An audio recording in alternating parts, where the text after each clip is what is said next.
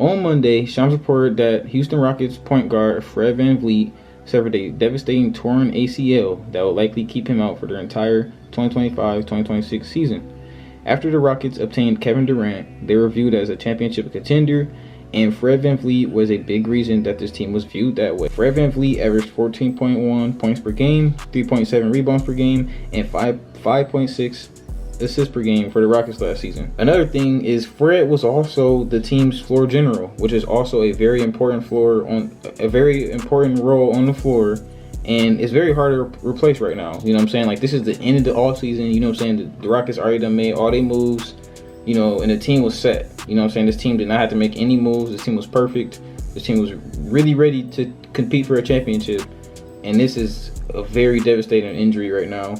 And even though Reed Sheppard and Amen Thompson could, you know, fill that point guard position, those two will likely be learning that position on the fly, and you know, they wasn't planning on playing that role this season. So, as a KD fan, I don't like the idea of that. You know what I'm saying? I've seen, you know, that situation in Phoenix a little bit where they never had a true point guard, and they had Devin Booker, they had Bradley Beal trying to run the offense, and we've seen that wasn't their natural position.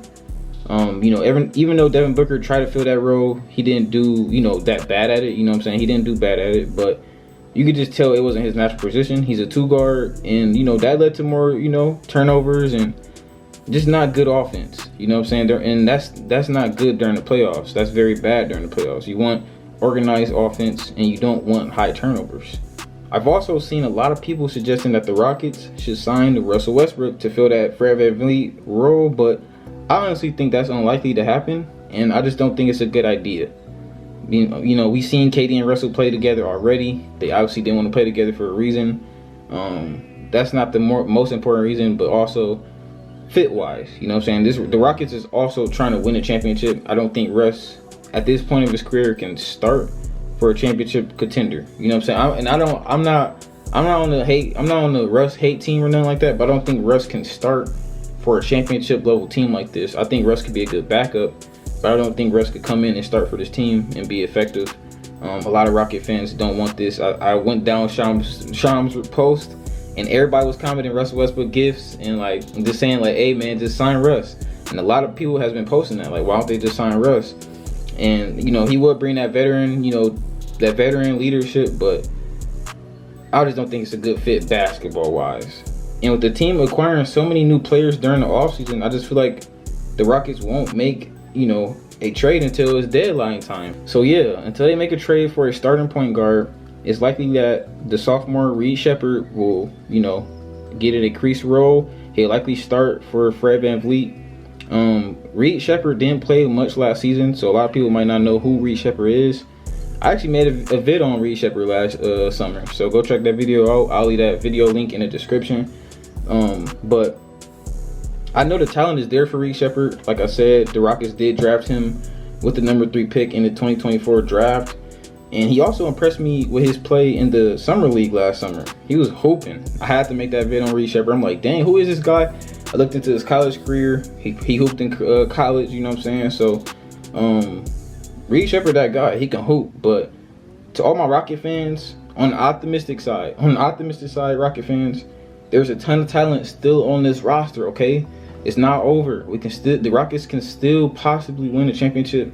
The whole NBA is kind of it's like open. You know what I'm saying? The NBA is open next season, but the sky's the limit for players like Amen Thompson. You know what I mean? Like, he can still develop a 3-point shot to keep the defense honest, but that's about it. He can do everything else on the floor.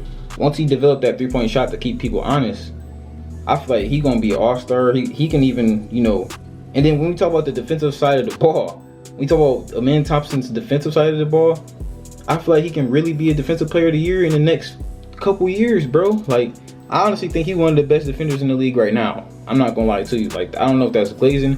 I don't know if that's me, you know, just thinking too highly of him. I think I'm thinking right though. I think Amen Thompson on the defensive side of the ball can be the best defender in the next couple years and win the award, the DPOY. I'm not gonna lie. And then offensively, the offense is there. He's super athletic. Like I said, if he get that 3-point shot to keep the defense honest, he's gonna be super deadly. And I'm expecting a very big jump from him this season, especially with Fred being out. He's going to have the ball in his hands a lot more.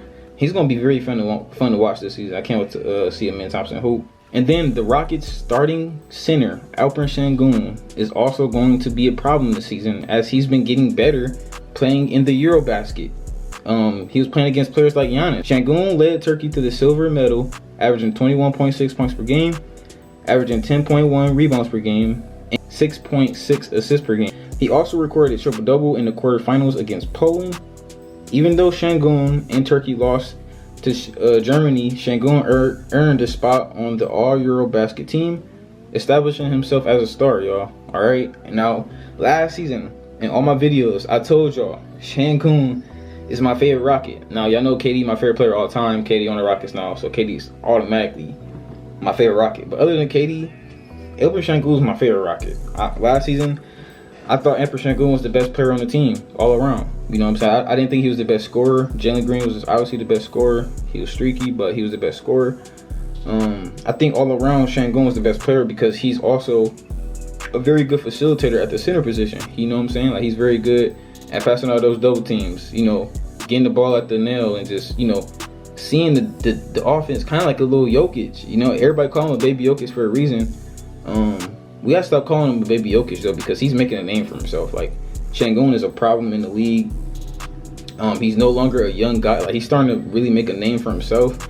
And I think this year, just like Amen Thompson, he's got to make that leap. He's got to make that leap, especially with Fred being down, especially with the team establishing, you know, this team as a championship contender now. It's not just a young team that's hooping like last year. Like, y'all made moves to be a championship contender.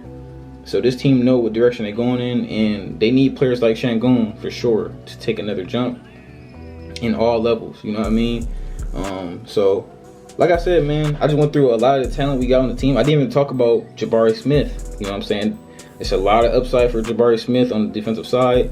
Offensive side, he's going to be a great shooter for this team, great floor spacer. I think he's still expected to start with this lineup. And this team also has a lot of veteran players on the bench, like Steven Adams, Clint Capella. So that's why I do think, you know, come trade deadline time, they will be able to make moves, because then by then they'll be able to trade some of these players that they just obtained, like Clint Capella.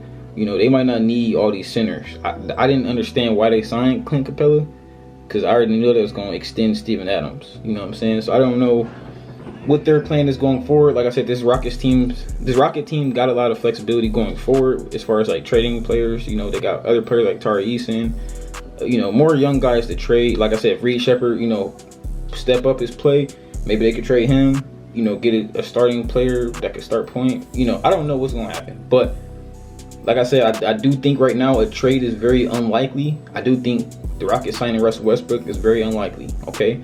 But I want you guys to let me know down below in the comments what you guys think the Rockets should do going forward. I personally think they should wait till the deadline and then make a move for a point guard to just fill in until Fred get back next season. That's what I think they should do. I think they got the talent to at least hold off until the trade deadline. They don't need to rush on moves right now. I do think that this is a big blow. And when I seen this post, my heart dropped. I'm like, damn, I want the Rockets to win next season. I want KD to get one more ring, man. But injuries is a part of the league, man. It's part of, you know, the basketball is part of NBA. I hate it though. Hope you guys enjoyed today's video. If you did enjoy today's video, do me a big favor, leave a comment, hit the subscribe button, hit that like button. I love you. See you in the next video. You dig?